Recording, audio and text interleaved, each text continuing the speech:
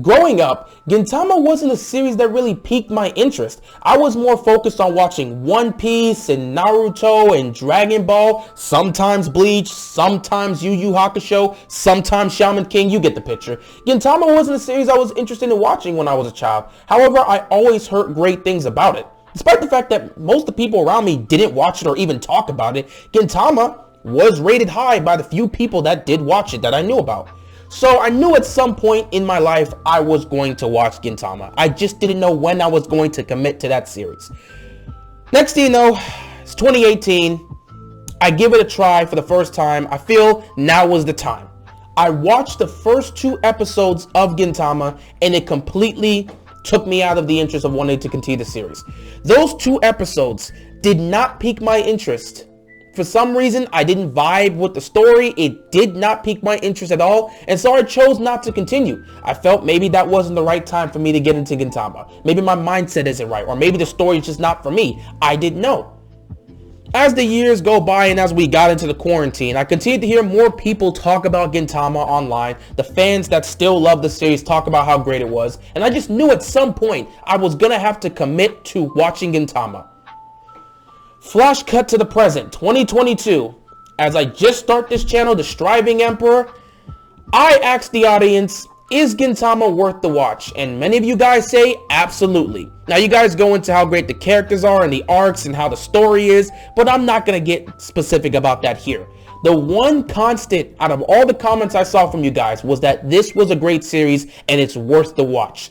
So with that in mind, I decided to dive in to Gintama for the first time in my life and actually complete the entire series. Instead of just watching 2 episodes and quitting, I committed to it. And I gotta say, I am glad I did. This was a fantastic series.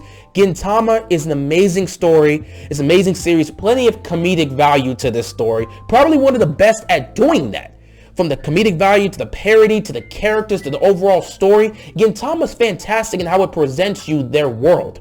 And I love the characters, I love the story, I love how it's presented, and I love how they never take themselves seriously. That's what makes Gintama so fun.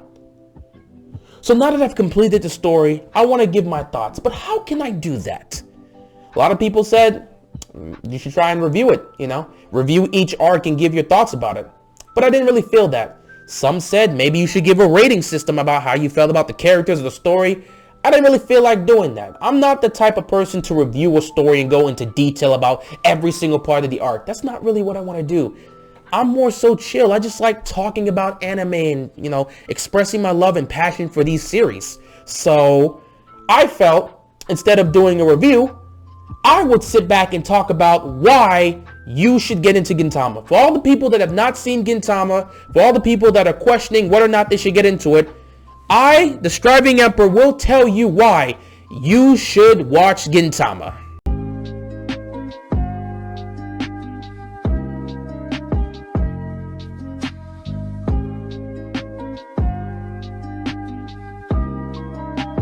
Alright, so there are 3 reasons as to why you should watch Gintama.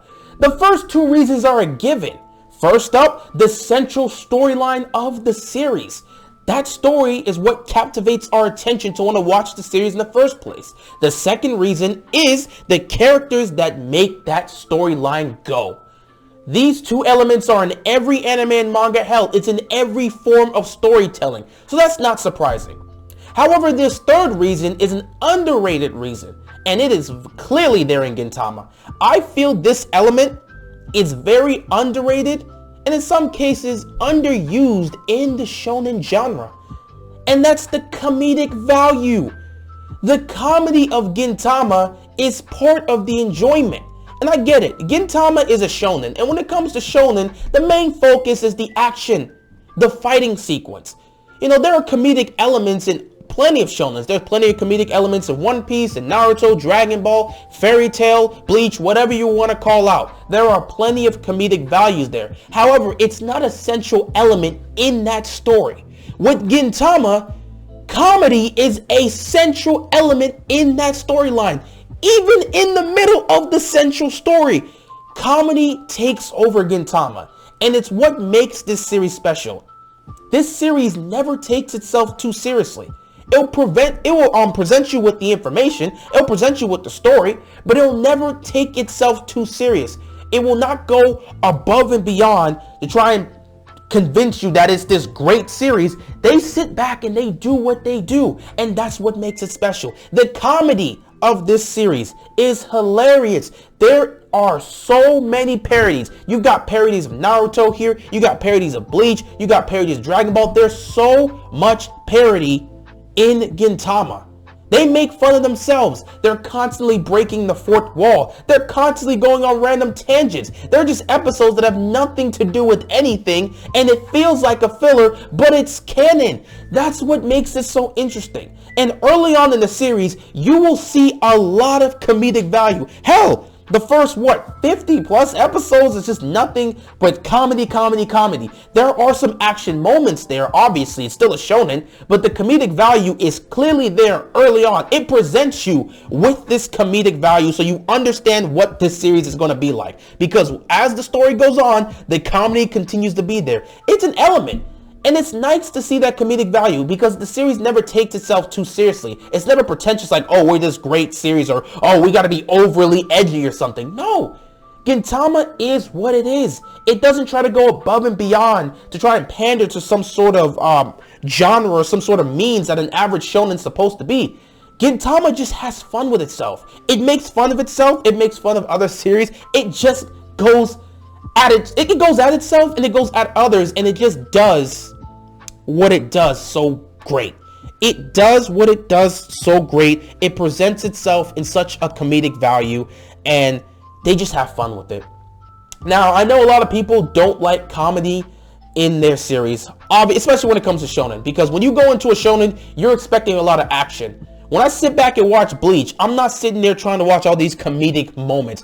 When I'm sitting there watching the Soul Society arc, I'm not thinking, oh man, we gotta have a lot of comedic moments. Oh man, you remember that time with Ichigo and Ikaku? After Ichigo defeated Ikaku, he healed him and they had that moment. He was like, why would you use my own stuff? Yeah, no, I don't sit back and watch that. That's not what we're here for. There are funny moments, like, oh man, you remember that time in One Piece when they were in Thriller Bark and that zombie popped out and Luffy just walked up to it and just pushed it back? Those are funny moments. Those are entertaining moments. But that's not why we go into a shonen series.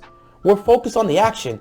Gintama is one of those series that says, we'll show you the action, but we're going to show you the comedy, and we're going to do it our own way. And it's never going to be in a situation where it's just too annoying. It doesn't. I will say this, there's a lot of comedy in Gintama, but it never gets to the point where it's too annoying. Because had that been the case, that probably would have ruined it for me. But Gintama's comedy never gets to the point where I'm overly annoyed and I'm tired and I'm irritated and I don't want to watch the series anymore. It does just enough with this comedic elements to continue to keep me engaged. And I think that comedic aspect is something that's truly underrated because you don't really see it be presented this much to you in a shonen. I remember some of the comments were showing me it early on. Not showing me, but they were telling me early on that when you get into Gintama, you gotta understand comedy is a central aspect of the story. The first half of the series, most of it is pure comedy. So if you're not into that, especially for a shonen, if you're not into that, you will not be into Gintama. So I will say this right now for anyone that wants to watch it, if you're not into comedy and anime in general, especially when it comes to shonen, Gintama may not be the series for you. However, I will tell you this again, the comedy in Gintama never gets to the point where it's too over the top or irritating and annoying and throws you out of the loop and throws your interest of Gintama away. It never gets to that point. The comedy's there, the fourth wall breaking is there, the parodies are there, and they do a great job. The characters truly invest into this, man. The characters really go at it, and it's what makes it fun. So I get some people won't like the comedic value in a shonen, but I implore you, man, I really hope you guys give it a try, because I feel that comedy in shonen is so underrated, because we don't focus on that. Gintama does a great job of presenting it and having comedy be a central element and a central aspect of its overall series. It does a great job of mixing that with the serious moments, mixing that with the central story. And it becomes a huge thing that just makes it worth watching. It's funny, It's entertaining, but it never gets to the point where it's annoying. The comedy never gets to the point where it's overshadowing moments that need to be serious. When they have to be serious, they will be serious. But when they have to be fun and when they can do whatever they want, Gintama is going to present you with a lot of comedic elements that just make you sit back and enjoy the series as it is. So I would say, if you're not into comedy in a shonen, watch Gintama. That might actually change your overall output. Next up is the overall story of Gintama. How do we go about talking about this? I thought about giving you my initial thoughts about certain arcs and talking about how I like this arc versus how I thought this arc was weaker. But instead, I want to tell you about the overall story of Gintama. I want to tell you what it represents. I don't want to go into details about what the story pertains because I feel that for people who want to get into this series, you should go into Gintama blind so that you truly are able to gather all the greatness and truly understand how amazing this story is. From what I've been able to gather about Gintama, Gintama is a story of loss. It's a story of pain. It's a story of depression. It's a story of regret. At the same time, it's a story of joy. It's a story of redemption. It's a story of finding something new. And it's a story of gaining something you've lost. What do I mean by that? It seems very vague to say a story is about this, and that without going into it. Well, I'll say this. Gintama has moments where it is very dark. It doesn't start off that way. When you first get into Gintama, it's a lot lighthearted, a lot of comedy, a lot of joy. The characters seem to be joyous. They have those moments where they're happy. They have those moments where they're going back and forth. It doesn't seem to take itself too seriously. And when you look at it from that front, you think Gintama's just a comedy. It's not a shonen. It's not going to get into deep topics. But as you continue to watch the story, and as you continue to progress throughout the series, you start to see Gintama is a lot darker than it initially showcased itself to be. There is so much pain that is being displayed by the characters. So much loss that is being displayed by the characters in the series. So much regret. So much depressing moments. It can get dark as the series goes on. And that's what makes it interesting. That right there, that element of pain, that element of regret, that element of depression that Gintama throws at you when it gets to that moment where it gets serious, that right there is what piqued my interest. That's what caught me. Because early on, watching all the comedic value happen and it being all lighthearted, they'll have some serious moments here and there, but nothing too serious, nothing too dark. That was great and it was entertaining, but I was waiting for that moment where there was some major conflict and things got dark. And I got that. When you get to that moment in Gintama, that's when it truly captivates you.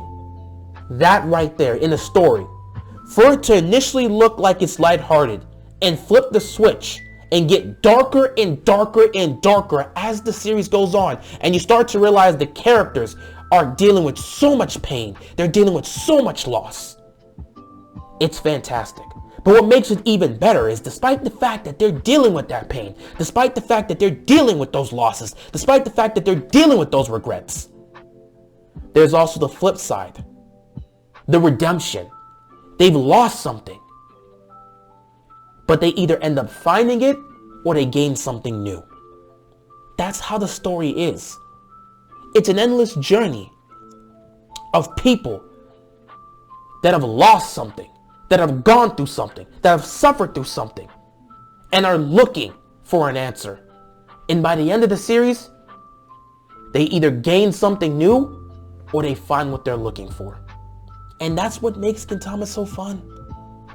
Early on in the series, there's a lot of comedic values with the characters, but as it goes on, it starts to get darker and darker. And you start to learn more about the characters' past. And you start to see their past were filled with nothing but loss. Their past were filled with nothing but depression. Their past was filled with nothing but regret.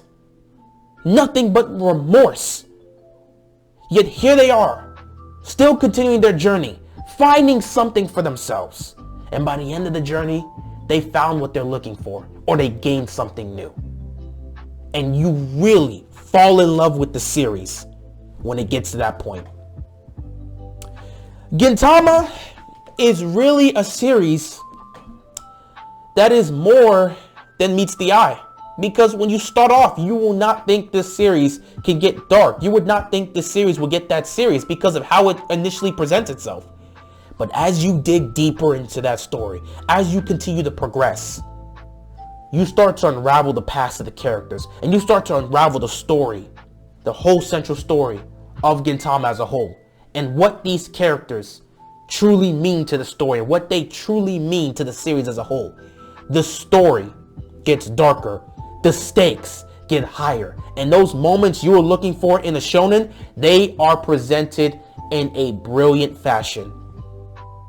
That's what makes it great. It starts lighthearted, it gets dark, and then we see the redemption. And they continue to move forward. They continue to go on their journey. That's what makes Gintama so great. You see that in shonen. You see that in One Piece. You see that in Bleach. I think Gintama does a great job of it. It should be in that conversation with the Bleach or a One Piece or a Naruto in terms of that element of having these people go through these losses, deal with this pain, deal with the suffering, deal with the regret, deal with the remorse. And at the end of the series, as they continue their journey, they finally gain something new or find what they're looking for. And joyous days return. That's what makes the story so interesting. I don't want to spoil anything, but if you want to watch Gintama, if you want to get into the series, if you want to get into the series truly, you have to watch those light-hearted elements, because once you get to that dark element, the way things switches up, you start to truly understand what makes this story special, what makes this series special, and what makes the character special. Finally, let's get into the characters of Gintama, because they make the story go. I'm going to focus on the main trio here because their interactions with the other characters, as well as the world of Gintama, truly makes the series pop. We're going to start off with our main protagonist, Gintoki. What can I say about Gintoki? Well, in my opinion, Gintoki is a mix of Ichigo from Bleach and Ryo from City Hunter. Why do I say that? Well, Ichigo and Gintoki share a lot of similarities. For one, both of these guys constantly deal with internal struggles throughout the series. Be it any regrets they have of whatever decisions they made, be it any regrets of not being able to save a certain someone. In Ichigo's case, his mother. In Gintoki's case, his sensei. They carry these regrets with them, and that's what motivates them to continue to push forward, to fight, to protect their loved ones. They constantly deal with that internal struggle as to whether or not they can really do this, whether or not they're good enough to get it done, whether or not the decisions they've made were the right ones. Did I make the right choice? Did I make the right decision? How does this affect someone else? Am I good enough to get it done? Ichigo constantly deals with this internal struggle. So does Gintoki. Another element they share is that burden that they put on themselves to protect everybody. They feel they have to be the one to get it done in order to protect everyone. If they can't put the burden on themselves and they can't save everyone, they feel like they failed. They constantly put that burden on themselves, which, in general, that's the burden every main protagonist has to carry. But you really see it with Ichigo and you really see it with Gintoki. They feel like they have to carry that burden in order to continue moving. It feels like they won't be able to progress if they don't carry that burden with them, because they feel like they don't have anything to offer. And that leaves them empty. And you see that with Gintoki. You see that with Ichigo. And I love the parallels. I remember a scene, don't want to spoil anything, but I remember a scene where Gintoki legitimately did everything he can to get both Shinpachi and Kagura out the way. He pushed them away. And he wanted to take the burden on himself and do whatever it takes to save the city. I remember that moment. And Kagura and Shinpachi had to confront him to show him that's not the way. Putting the burden on yourself isn't the way. And they've done this a couple times, but Gintoki constantly feels like he has to carry that burden. And he does, similar to Ichigo. So I feel like they share that aspect, and I love that, because that's what makes me love Ichigo, that internal struggle that they constantly deal with, and is constantly weighing in their mind. Gintoki has the same element. He has the same aspect. Now, on the flip side, where Gintoki shares similarities to Ryo from City Hunter. Well, for one, both of these guys have gone through a lot of tragedy in their past. They both had to deal with the pain of war, the pain of loss, and the pain of losing everything. But most importantly, both of these guys, at the start of their series, were empty shells. I know it doesn't look like it when you first watch Gintama, but Gintoki, at the beginning of the series, was empty. He didn't have a purpose. He had nothing left. This is a man that lost everything. He lost his sensei, he lost his friends, he lost everything. He had nothing left. That internal struggle was with him because he felt he failed. The decisions he made, he constantly questions his decisions. Did I make the right choice? Did I do the right thing? That burden, he constantly carried that burden, and it tormented him because he wasn't able to save the people he cared about. So at the start of the series, he was an empty shell. Same as Ryo. These are two guys that don't really look like they're going through anything because they're constantly joking around, having fun. Up front, they just look like they're fun characters that, haven't gone through any pain. But as the story continues, you start to learn more about them. You start to learn about the tragedies of their backstory, what they went through, the pain and suffering they went through. Both guys going through wars and losing everybody they care about. That really speaks volumes to their similarities. But also, both of them were able to find something new. Like I said, the story of Gintama is about pain and loss and suffering and depression, but it's also about redemption and finding something new. Gintoki was able to find something new that was able to fill him up. At the end of the series, he was no longer a shell. He was not an empty shell. He had a purpose to continue to move forward. He had something that he could protect and something he cared about. And that was, of course, Kagura and Shinpachi. And that's what makes him so interesting, because up front, he doesn't seem like a deep character. When you first get into the series, he doesn't seem like a deep character. But as the story goes on, you start to learn more and more about Gintoki's past, and you start to learn about his mindset and the struggles he went through and the pain he went through and the suffering he went through. And you get to know his backstory, and you get to see the burden that he carried. And that right there, that's what makes him special. Up front, he doesn't look like a majorly special character. When you first see that, when the series first starts, you see him like that, and he's just like, okay, very interesting protagonist. He don't really seem like he's serious. But as the story unwinds, you start to truly understand Gintoki, and you start to understand his past and his mindset, and that's what's great. He carries that internal struggle from Ichigo. He carries that pain and suffering of losing everything like Ryo. He starts off as an empty shell. He finds something new, and he carries the burden of wanting to protect that new thing he's found in order to continue to have something to, I don't even know how I want to say this. How do I want to say this? He finds something new that continues to give him a reason to live. I didn't want to go that dark, but hey, the story clearly presents it. He finds something new that gives him a reason to continue living, because he was an empty shell, just like Ryo. And he chooses to protect that with everything he possibly has. And he carries that burden of protecting them like Ichigo. Gintoki's a very interesting character. I feel like I could go more into depth as to what he specifically has gone through. But again, I don't want to spoil it. Next up, we've got one of my favorite characters, man. Kagura. Kagura is such an interesting character. She doesn't fit the normal role of a female heroine. One of the main female characters of the story. Like a Sakura or a Hime. She doesn't fit that because she's not in a situation where she's a damsel in distress. She's not in a situation where she can be a liability. Kagura is strong as hell. She's incredibly powerful. She's never in a situation where she has to be rescued. Hell, she's the one that's probably going to make the rescue. She's not a damsel in distress like Sakura, well, not even say Sakura, like Orihime was a couple times, actually. Actually, I'll only say in Wako Mundo, that was the only time Orihime was truly a damsel in distress. The rest of the time, she was a physical liability, but she still was useful because her powers were broken. But she's not a damsel in distress like Orihime in Wako Mundo. She's not a liability like Sakura was in the original series, because Sakura was not used. I'm saying it right now. Sakura was not a liability in Shippuden. Get that out of your mind. But yeah, she's not a liability. She doesn't fall for those tropes of being a liability or damsel in distress. No, Kagura, she's entertaining. She's funny. She's strong as hell. And she's never a liability to the group. That's what makes her awesome. I kind of put her up there with my favorite female character in all of anime and manga, Kyokai. Now, of course, Kyokai is more of a serious character. She has her funny moments, but she's more of a serious character. But Kyokai is one of the strongest characters in their series. She's never a liability. Hell, she's the reason... I'm going off track, but she's the reason why the story is able to progress. She's one of the most important characters in the series.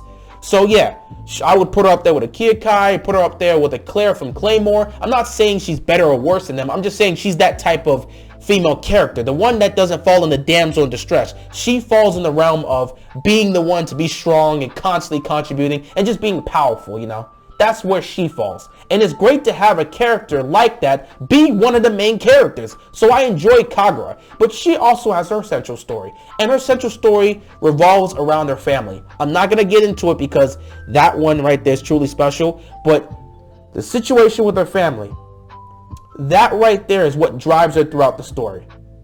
Because she, someone that came to Earth, and she wanted to come to Earth with her family. And that didn't happen. And so throughout the entire story, there's an overall central goal that she wants to accomplish. There's an overall central focus that she deals with.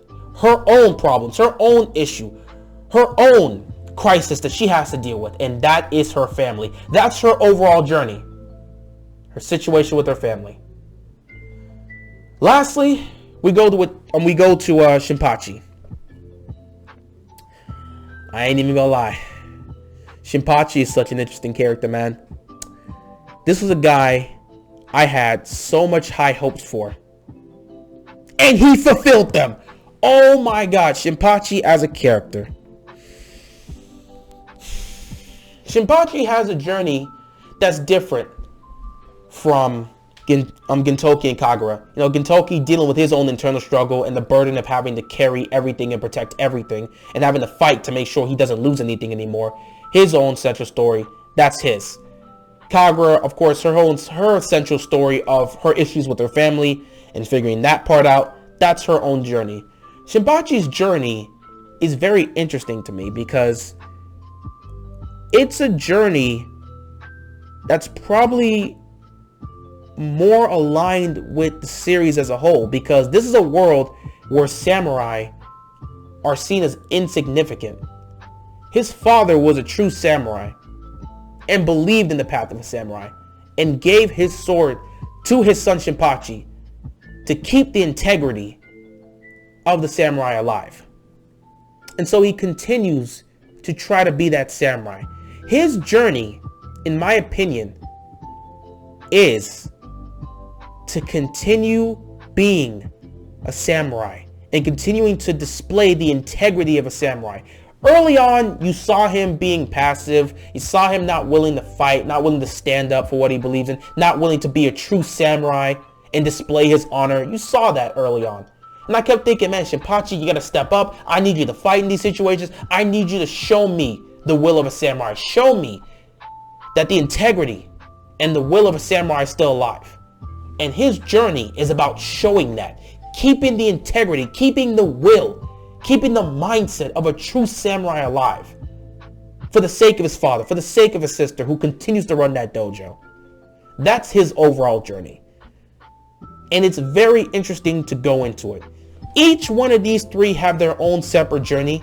They all work together, but they have their own separate journey. They have their own separate struggles, and they're all their own unique character that brings something great to the table. And I feel like these three characters, they do so much for the series. And when you get to know their story, when you get to know their background, their backstory and their background and everything that makes their character, you start to fall in love with the series even more. I think these characters really bring out the best in everyone around them. They bring out the best in the story itself. But I think they bring out the best in just the overall the overall point and the overall message of redemption, of pain, loss, suffering, redemption, gaining something new, or finding something, or gaining something that you've lost, or in finding something new. That central point of the story of Gintama, they best represent it.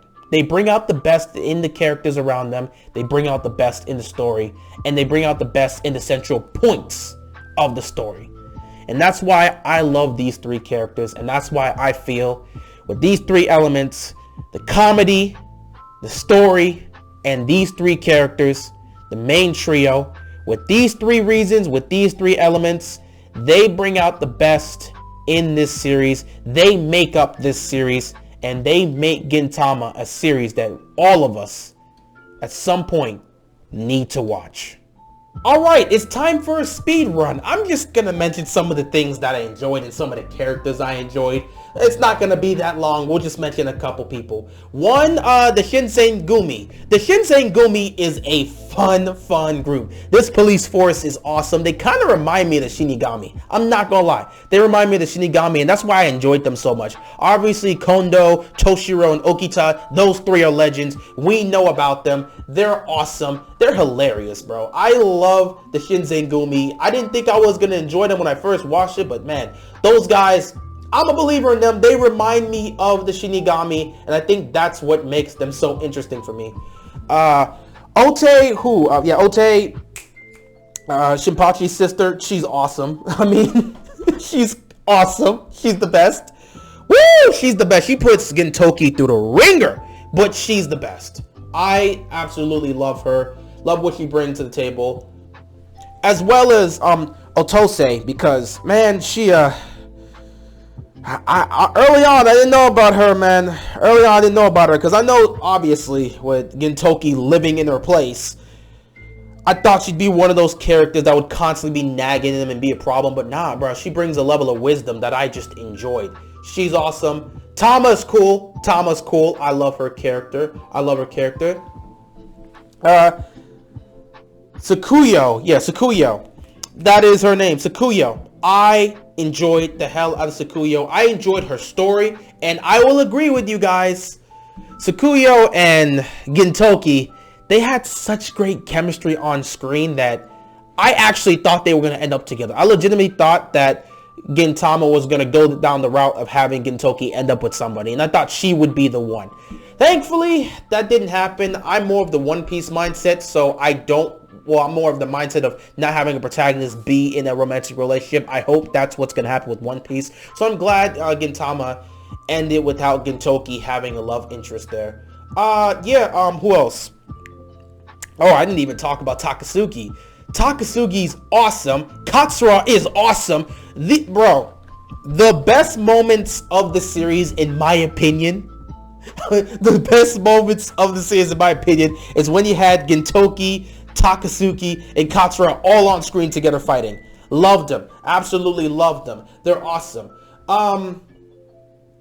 Who else would I want to bring up that I would want to say is great? I think the storylines overall were, I think the groups overall were awesome in how they were displayed. I might have to come out with a video about Gintoki, Takasugi, and Katsura, because all three of these guys have they have the same philosophy, but they have different outlooks and different methods as to go about that philosophy, because they have the same mindset. They have the same philosophy about how they see the world, but they chose to respond in different ways. And I would like to speak on that. You know, I really do enjoy these three when they're on screen together. Bonsai, who was one of the main people of Takasugi's group. Bonsai was awesome. I liked his little, the little banjo thing where he would utilize the string attack. It was awesome. And the fact that he got killed kind of put me depressed. I didn't think he was going to die. I legitimately did not think he was going to die. Who else? Shige, the first Shogun. I believe the first Shogun, he was cool. I didn't think he was going to die. He was interesting. He was cool. He was always fun in the comedic moments. But when he died, I ain't gonna lie, I felt it, because I was like, damn, we really lost the Shogun. Speaking of that, Nobunobu. I think he was a redeeming character because he comes in, he's pretty much at fault for Shige getting killed, and he takes over and he has no idea what it really means to be Shogun. And we see him go through that, we see him get put through the ringer, and we see him get punished thoroughly, and he gets downplayed, and you honestly he starts to realize what it really means to become, or what it really means to hold the title of Shogun. And I love that he really did develop, and by the end of it, he really started to act like a Shogun, just in time for him to get killed, which also threw me for a loop, because I'm like, we just lost both guys. We legitimately lost both Shogun. What happens now? What legitimately happens now? Oh my god, it was crazy when I got to that moment. It was definitely crazy when I got to that moment. Another person I want to talk about. You know what? Sadaharu. I didn't actually mention him with the main trio. Technically, he is a main protagonist because he's part of the odd jobs. I get it. I didn't mention him, but there was not much for me to say. I mean, he's a cool dog. He comes up clutch a lot. He comes up very clutch, and I appreciate that. But there wasn't much for me to really say in that situation. I'm gonna be very honest. There wasn't much for me to say in that situation, but yeah, Sadaharu he's a hell of a dog. He's a hell of a dog, and I did enjoy his moments. Another person. Oh, Elizabeth. Elizabeth was, I'm not gonna lie, bro. I'm not gonna lie. I didn't think Elizabeth was built different. I was thoroughly shocked. I legitimately thought Elizabeth was a joke. Bro, he proved me wrong.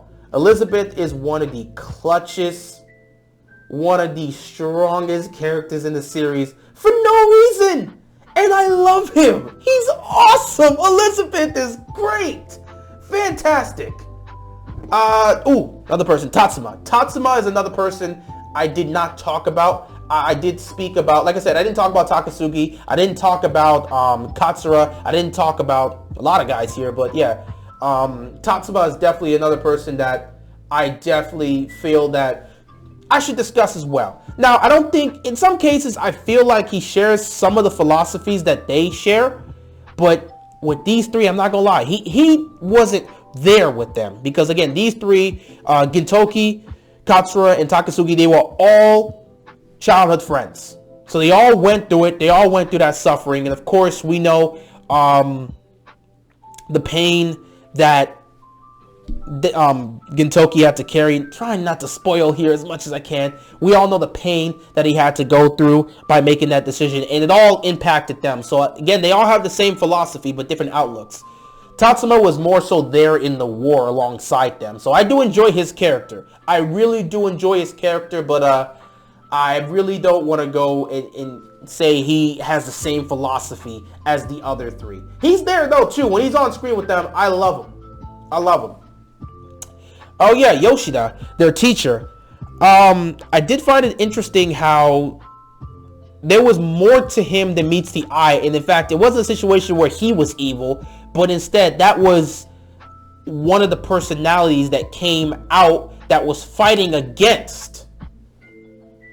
He was internally fighting himself. He was fighting his evil side, legitimately fighting his evil side and doing everything in his power to just stay this route, but ultimately he knew it wasn't gonna hold on. So Yoshida as a teacher, he was awesome. Obviously he really impacted Takasugi. Out of the three, Takasugi was the most affected, and he really carried that level of regret and remorse. He truly carried that, and it did impact him.